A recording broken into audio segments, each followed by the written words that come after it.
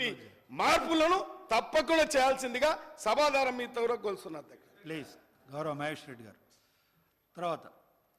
Thank you అధ్యక్ష. ఈరోజు Telangana time చూసుకోండి, 15 minutes ప్లీజ్. తెలంగాణ రాష్ట్రంలో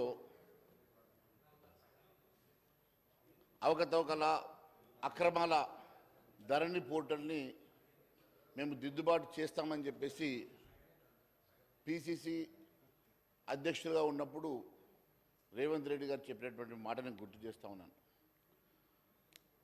దీంట్లో ఎన్నో అవకతవకలు జరిగినాయని, లక్షల ఎకరాల భూమి మటుమాయమైందని చెప్పేసి గతంలో ఎన్నోసార్లు చెప్పారు. ధరణి పోర్టళ్ళు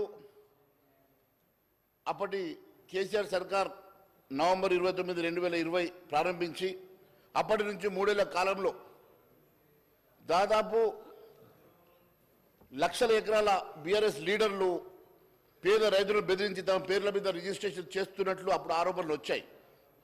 ఆ లెక్కలేంటో, ఆ భూములేంటో, కోల్పోయినటువంటి రైతులు ఎవరో, మరి అవన్నిటి కూడా లాభపడినటువంటి గులాబీ నేతలు ఎవరో, మరి ఆ లిస్టు మరి ఎందుకు కాంగ్రెస్ పార్టీ బయట పెట్టడం లేదని చెప్పేసి మేము ప్రశ్నిస్తున్నాం.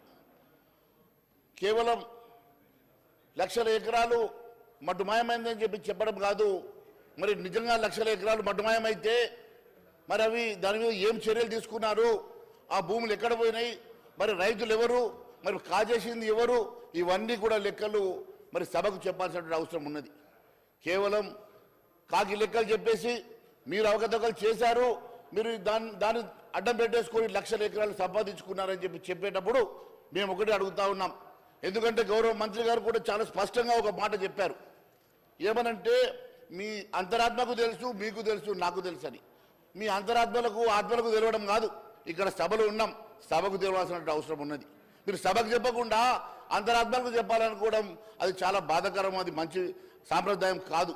మీకు తెలవడానికి కాదు సభ ఉన్నది, మీ ఇద్దరి మధ్యలో మాట్లాడుకోవడానికి కాదు, మీ ఆత్మలకు అంతరాత్మలకు తెలుసుకోవడానికి కాదు సభ ఉన్నది. ఈ సభకు ఎన్ని లక్షల ఎకరాలు మటుమాయమైనాయి, ఎక్కడికి పోయినాయి, మరి పోయినటువంటి భూములు ఎక్కడ పోయినాయి, రైతులు ఎవరు, ఆ రైతులకు జరిగిన అన్యాయం ఏంది, మరి వాస్తవాలు ఏంది, మరి ఆ గులాబీ నేతలు ఎవరు, మరి దండుకున్నటువంటి నేతలు ఎవరు కూడా బయటకు రావాల్సిన అవసరం ఉంది అధ్యక్ష. అంతేకాదు తెలంగాణ ఏర్పడిన 2014 నాటి నుంచి 24 లక్షల అసైన్ భూములు ఉన్నాయి అధ్యక్ష. మరి ఇప్పుడు ఆ భూములు 5 లక్షలకు ఎలా తగ్గినాయి? అంతేకాదు అధ్యక్ష, అసైన్ భూములు బీఆర్ఎస్ లీడర్లు పేదలను బెదిరించి వారు కొనుగోలు చేసినట్టు, రిజిస్ట్రేషన్ చేసుకున్నట్లు చెప్తా ఉన్నారు కదా, వాటి వివరాలు ఏమని అని చెప్పి మరి అడుగుతూ ఉన్నాం. మరి ఎందుకు ఈ సర్కారు బయట పెట్టడం లేదో మరి మేము మీ ద్వారా వారిని అడుగుతూ ఉన్నాం. అదే మాదిరి 6 లక్షల ఎకరాల ఫారెస్ట్ భూములు కూడా అంతరించిపోయినాయని, మరి 6 లక్షల ఎకరాల ఫారెస్ట్ భూములు ఎవరు కాజేశారో కూడా మరి మీరు సభ ద్వారా బయట పెట్టాల్సిందిగా మేము కోరుతా ఉన్నాం అధ్యక్ష. ధరణి పోర్టల్లో బీఆర్ఎస్ నాయకులు కేసీఆర్ గారు, వారి కుటుంబ సభ్యులు, బీఆర్ఎస్ లీడర్లు పేదల భూములు వారి పేరు మీద రాయించుకున్నారని, దాంతో 20 లక్షల మంది ఆసాములు నష్టపోయినారని, కేసీఆర్ దోచుకున్న సొమ్మును కక్కిస్తానని, ఆ సొమ్ముతోటే 6 గ్యారంటీ స్కీమ్లను అమలు చేస్తామని స్వయంగా రాహుల్ గాంధీ గారు ఖమ్మంలో, వరంగల్లో చెప్పిన మాట నేను గుర్తు చేస్తా ఉన్నాను అధ్యక్ష. మరి రాహుల్ గాంధీ గారు చెప్పినట్లు మరి ఆ 20 లక్షల రైతులు ఎవరు, మరి వారు కాజేసినటువంటి భూములేవి, ఇప్పటి వరకు ఎంత రికవరీ చేశారు, మరి ఎప్పుడు ఆ డబ్బుతో ఎప్పుడు మీరు 6 గ్యారంటీలు పూర్తి చేస్తారు? మీ ద్వారా నేను మరి ఈ ప్రభుత్వాన్ని అడుగుతా ఉన్నాను అధ్యక్ష. ఎందుకంటే ఇది చిన్న కుంభకోణం కాదు అధ్యక్ష, ప్రపంచంలోనే అతిపెద్ద కుంభకోణంగా 2 లక్షల కోట్ల రూపాయలు దీని ద్వారా గత ప్రభుత్వం కాజేసినట్టుగా ఆరోపణలు వచ్చినప్పుడు మరి ఎందుకు మీరు దీన్ని సిబిఐకి ఇవ్వడానికి వెనుకంజ వేస్తూ ఉన్నారు, ఎందుకు సిబిఐకి ఇవ్వడం లేదని చెప్పి నేను మీ ద్వారా అడుగుతా ఉన్నాను అధ్యక్ష. అంతేకాదు అధ్యక్ష, గతంలో కాంగ్రెస్ ప్రభుత్వం సమగ్ర భూ కమతాల సర్వే ఆధారంగా భూ హక్కులు కోల్పోయినటువంటి రైతాంగానికి, రైతులందరికీ కూడా న్యాయం చేస్తామని మరి ఇప్పటి వరకు ఎంతమందికి న్యాయం చేశారు? ఇప్పటి వరకు మరి ఎప్పుడు ఇలాంటి భూ సర్వే మరి ఎప్పుడు చేయిస్తారు, ఎప్పుడు పూర్తి చేస్తారు, ఎప్పుడు న్యాయం చేస్తారని చెప్పేసి నేను మీ ద్వారా అడుగుతా ఉన్నాను అధ్యక్ష. అంతేకాదు అధ్యక్ష, రెవెన్యూ ట్రిబ్యునల్ కూడా ఏర్పాటు చేస్తామని చెప్పారు. రెవెన్యూ ట్రిబ్యునల్, ల్యాండ్ కమిషన్ ఏర్పాటు చేసి ప్రభుత్వ భూములను పరీక్షించి పరిరక్షించి రెవెన్యూ ట్రిబ్యునల్ ద్వారా న్యాయం చేస్తామని చెప్పారు కదా అధ్యక్ష, దానికోసం ఏమన్నా చర్యలు తీసుకుంటున్నారా అని చెప్పి కూడా మీ ద్వారా అడుగుతా ఉన్నాను అధ్యక్ష. నిషేధిత జాబితాల్లో దాదాపుగా మేము 13 లక్షలు అనుకున్నాం, ఇప్పుడే మంత్రి గారు దాదాపుగా 18 లక్షలు అంటా ఉన్నారు. మరి 18 లక్షల ఎకరాల భూమి మరి పార్ట్ బిలో పెడితే మరి ఎందుకు చర్యలు తీసుకుంటలేరు? ఎప్పటికల్లా చర్యలు తీసుకుంటారు? ఎప్పటికల్లా మరి అవన్నీ కూడా సాల్వ్ చేస్తారో? ఎందుకంటే డిసెంబర్ 23 రోజు 5 సభ్యులతోటి మీరు కమిటీ వేశారు కదా, మరి నిషేధిత జాబితాల్లో ఉన్నటువంటి ఆ భూములని ఎప్పటికల్లా పరిష్కారం చేసి ఎప్పటికల్లా వారి అందరికీ న్యాయం చేస్తారో కూడా సభకు చెప్తే బాగుంటుందని చెప్పి నేను మీ ద్వారా అడుగుతా ఉన్నాను అధ్యక్ష. రాష్ట్రంలో ప్రభుత్వ భూములు, అసైన్ భూములు, దేవాదాయ భూములు అధ్యక్ష, వక్ఫ్ బోర్డు భూములు కూడా, అటవీ భూములు, భూదాన్ భూములు లక్షల ఎకరాల్లో కేసీఆర్ సర్కార్ 10 ఏళ్ల కాలంలో కాజేసినట్టు, అన్యాక్రాంతమైనట్టు వాటి విలువ 2 లక్షల కోట్లు ఉంటుందని చెప్పేసి అంచనా వేస్తూ ఉన్నారు కదా అధ్యక్ష. మరి కేసీఆర్ సర్కార్ 10 ఏళ్ల కాలంలో అన్యాక్రాంతమైనటువంటి భూముల మీద మరి ఎందుకు శ్వేతపత్రం ఇవ్వడం లేదు? మరి ఎందుకు దాని మీద రికవరీ మరి చేయడం లేదు?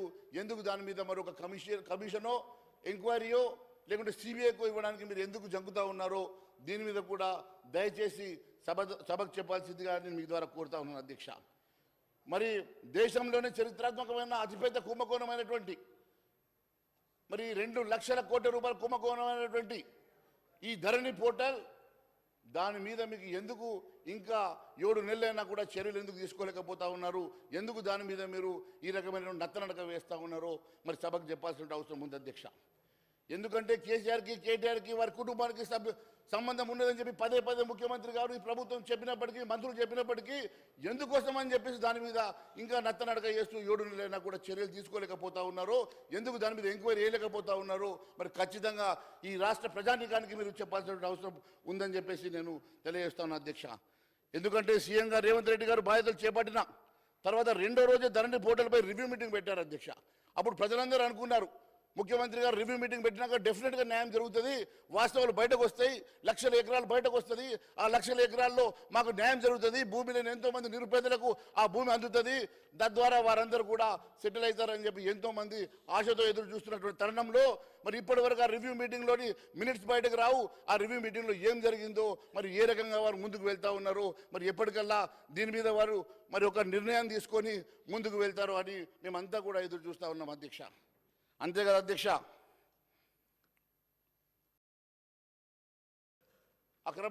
అక్రమాలు పాడుపడి దోషులుగా ఉన్న వారి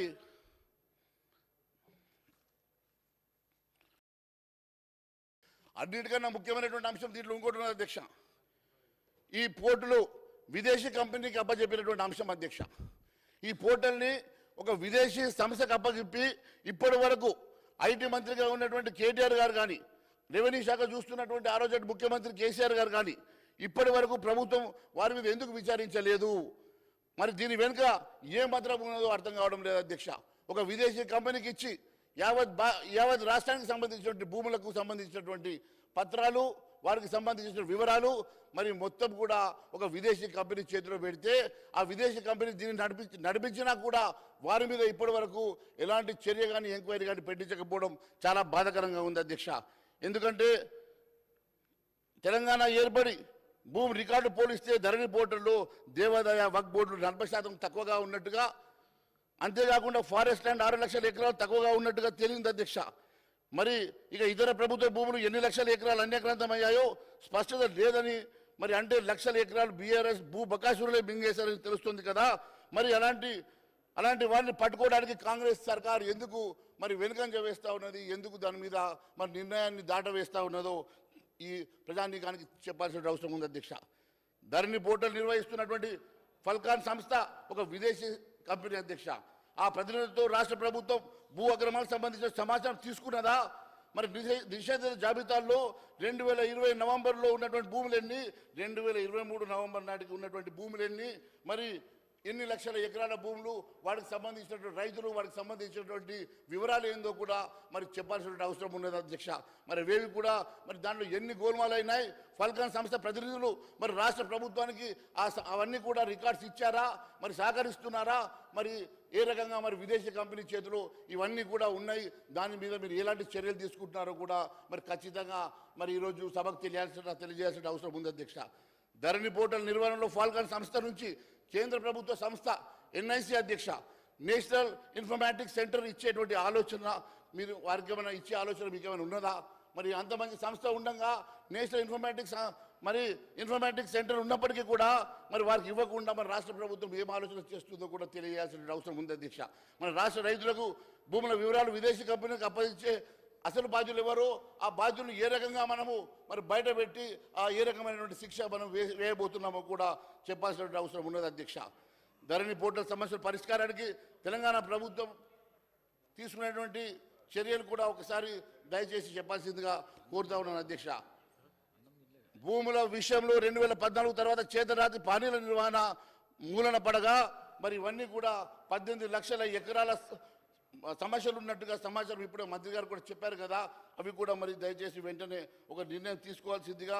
ఎందుకంటే అధ్యక్ష ఈరోజు గతంలో ఇప్పుడే చెప్పినట్టుగా కలెక్టర్లకు కూడా అప్పట్లో కీ ఇవ్వడం వల్ల వారు తీసుకున్నటువంటి నిర్ణయాలు, వారు తీసుకున్నటువంటి మరి వారి చేతికి అధికారులు ఉండడం వల్ల చాలా ముఖ్యంగా విలువైనటువంటి హక్కు ఈ ఉమ్మడి రంగారెడ్డి, మెదక్ లాంటి, హైదరాబాద్ లాంటి జిల్లాల్లో ఉన్నటువంటి విలువైనటువంటి భూములలో వారు ఏ రకమైనటువంటి చర్యలు తీసుకున్నారు, ఏ రకమైన నిర్ణయాలు తీసుకున్నారు, ఏ రకంగా భూముల రికార్డును మార్చారో అవన్నీ తెలుసుకోవడానికి కూడా మరి మీరు ఏదన్నా మరి ఫోరెన్సిక్ ఆలోచన ఏమైనా చేస్తూ ఉన్నారా, మరి దానికి మీరు ఏ రకమైన ఆలోచన చేస్తూ ఉన్నారో మరి. ఎందుకంటే అధ్యక్ష ఈ ఫోరెన్సిక్ ఆడిట్ ద్వారానే ఏ కంప్యూటర్ ఐడి ద్వారా ఏ నెట్వర్క్ సాఫ్ట్వేర్ను ఉపయోగించి హక్కులు మార్చారో, రెవెన్యూ ఉద్యోగులు బయోమెట్రిక్ ఆధారంగా పనిచేసే పోర్టల్ను ఎవరు ఎప్పుడు తెరిచారో తెలుస్తుంది. కాబట్టి మరి ఈ ఎక్స్పర్ట్స్ని మరి ఈ ప్రభుత్వం ఎందుకని నిపుణులతో కమిటీ ఏర్పాటు చేయడం లేదు, ఫోరెన్సిక్ ఆడిట్ జరిపించడం లేదు తక్షణమే తెలియజేయాలి అధ్యక్ష. ఎందుకంటే ఈ ఫోరెన్సిక్ ఆడిట్ వలన, ఆ సాఫ్ట్వేర్ వలన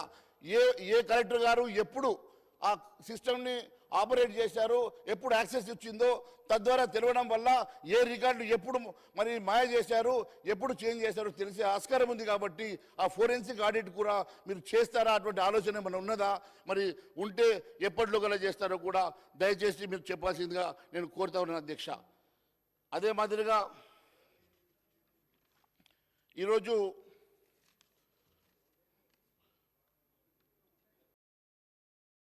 నిజంగా కూడా గత ప్రభుత్వంలో జరిగినటువంటి 2 లక్షల కోట్ల కుంభకోణం నిజమైతే గత ప్రభుత్వం చేసినటువంటి మరి ఇంత పెద్ద అరాచకం మీరు పదే పదే చెప్తున్నటువంటి లక్షల ఎకరాల భూమి అన్యాక్రాంతమైనటువంటి వాస్తవం అయితే మరి ఎందుకోసం అని చెప్పి మీరు సిబిఐకి ఇవ్వడం లేదు.